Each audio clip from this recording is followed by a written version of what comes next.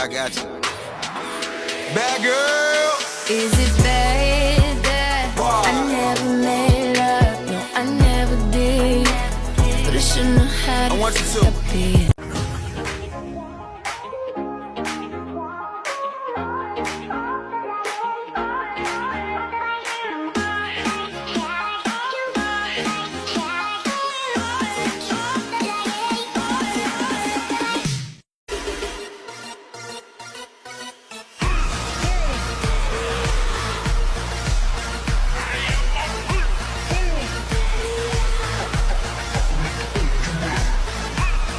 Ladies and gentlemen, mga ikasiko kabukanan, let us all count down. Sana maganda. And lift our eyes. 3, 2, and 1.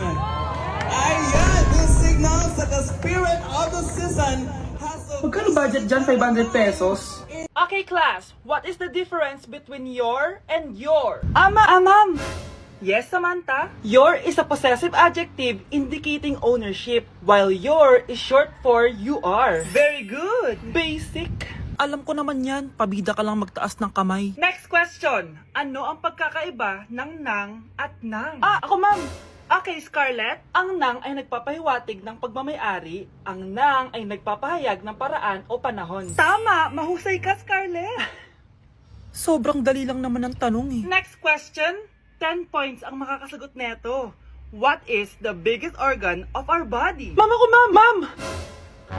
Akin lang tong 10 points na to. For sure, hindi mo naman alam yan. Yes, Samantha. Nauna ka kay Scarlett. Ang biggest organ of our body is stomach. Mali! Okay, Scarlett? Lungs po, ma'am. Wrong answer. Wala na bang gusto sumagot, class? Ma'am, ang biggest organ of our body is skin. Correct! Tignan niyo si Kyle, oh. Kahit di nakikinig sa akin yan, tama ang sagot niya. So, Kyle, paano mo nalaman ang sagot? Yun po kasi sabi sa Google eh. Anak, ready ka na ba sa prom niyo bukas? Nay, bakit malaging ganito? Kapag may mga special day, doon ako nagkakapimpol. Diyos ko ka, anak. Nagpuwit ka na naman siguro, no? O, eto anak, gamitin mo tong Glad to Glow Acne Spot. Ginagamit ko to dati at talagang effective, anak. Kasi meron tong centella at 2% salicylic acid. For sure, healed na yung pimple mo overnight. Ilagay mo lang to directly sa area na may pimple. Because this Glad to Glow Acne Spot dries acne in one night only and helps to reduce acne marks. Sana mawala na to bukas. Prom na namin! Yes, wala na yung pimple ko! O, diba? Sabi ko sa'yo, anak eh. Mother knows best talaga. Eto na, Nay. Ready na ako maging prom queen.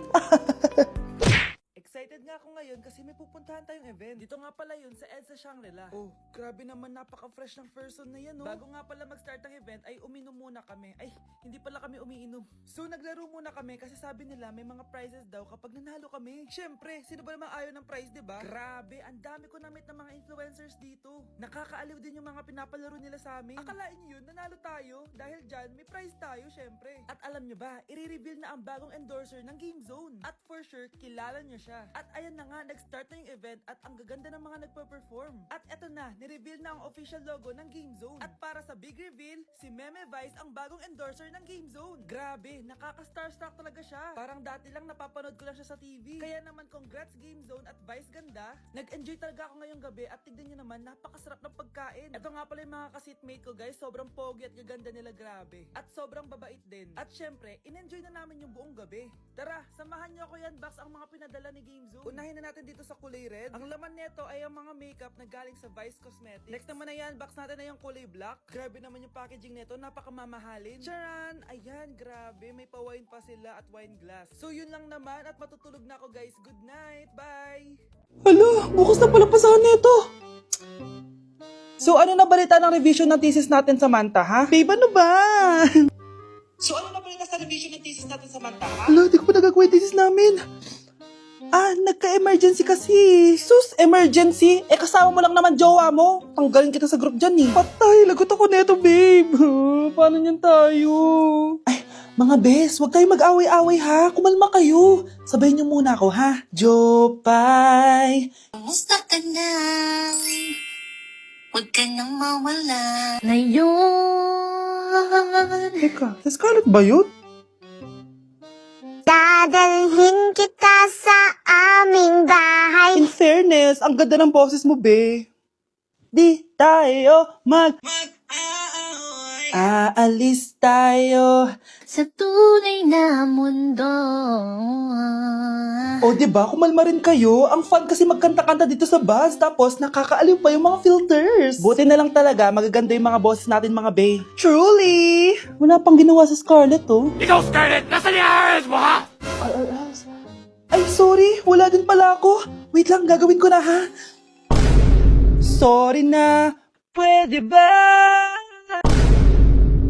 Hala, nalipat na naman ako ng classroom. Bakit kinder yung nakalagay dito? Saan yun? Ba't puro mga bata yun nandito? Hi mga bata!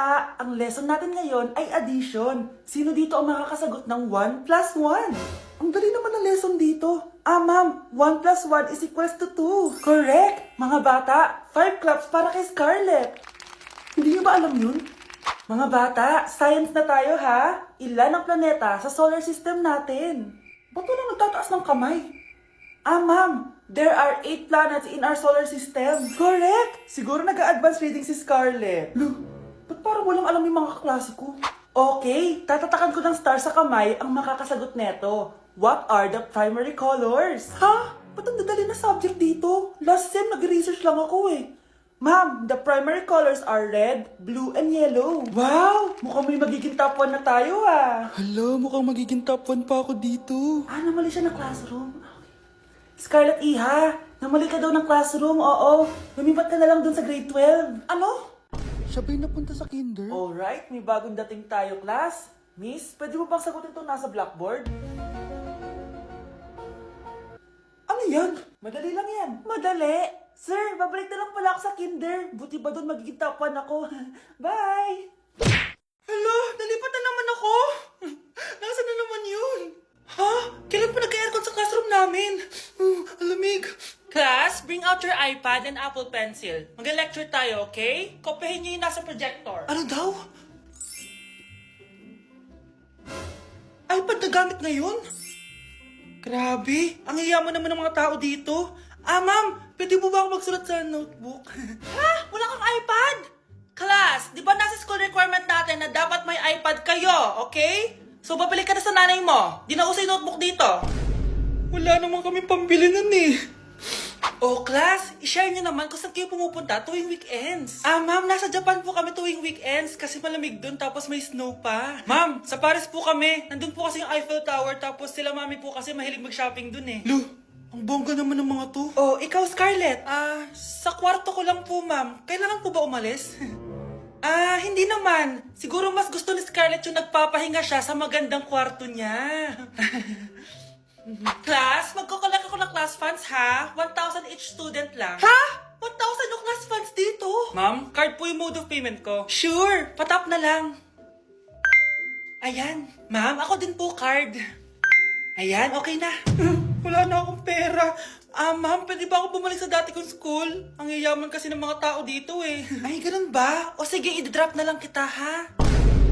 O ito po ma'am, card na lang. National ID.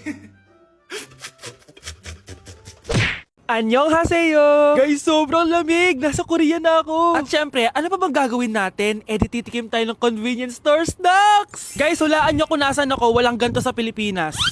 First time ko makakatikim ng mga pagkain sa convenience store dito sa Korea. Grabe, sobrang dami din pagpipilian dito. Guys, ito daw yung kinakain ni Jungkook sa live niya, so tikman natin kung masarap.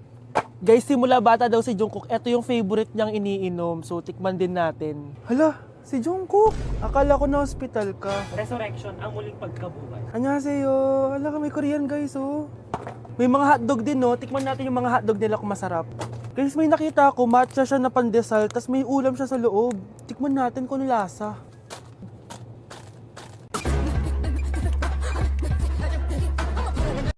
Charan! Tikman na natin sila, guys. Unahin na natin to favorite snack ni Jungkook. Kancho daw yung pangalan nito, guys. Tikman na natin. Sarap! Honey Bunch! And syempre, di natin pwedeng tikman yung wala si Jungkook. Jungkook imnida. Gets ko na kung bakit favorite ni Jungkook. Ang sarap na, guys! May kinuha si Honey Bunch kanina pero parang ang sarap, oh. So, tikman din natin. Ito yung tsura niya. Parang sarap. Manghang. Masarap siya. 7.5 out of 10. May mas masarap pa sa iba. So inom muna tayo, tikman natin to favorite drink ni Jungkook. Lasang banana. Pero hindi siya masyadong matamis, which is I like. 8.5 out of 10 to sa akin. So next naman natin tong hotdog.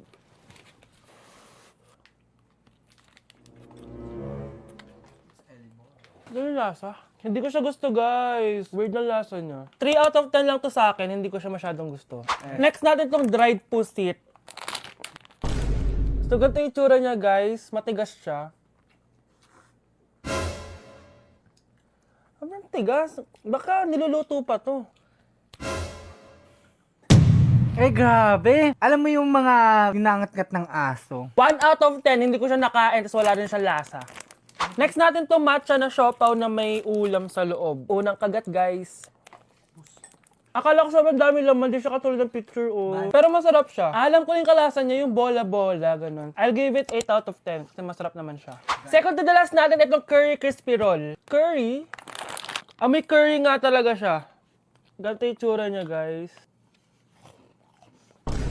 Uy, ang sarap! Magugustuhan mo siya. Oo nga. Guys, masarap siya. 9.5 out of 10 to sa akin. Okay guys, last natin. Magkukurya ba tayo na hindi nakakatikim ng bulldog? Guys, natatakot ako kasi maanghang talaga to. Hindi siya maanghang, guys.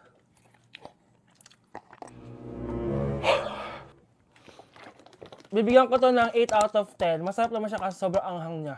So yun lang naman guys. Kung gusto nyo ng part 2, mag-comment lang kayo dyan at gagawin natin yan. So, bye-bye!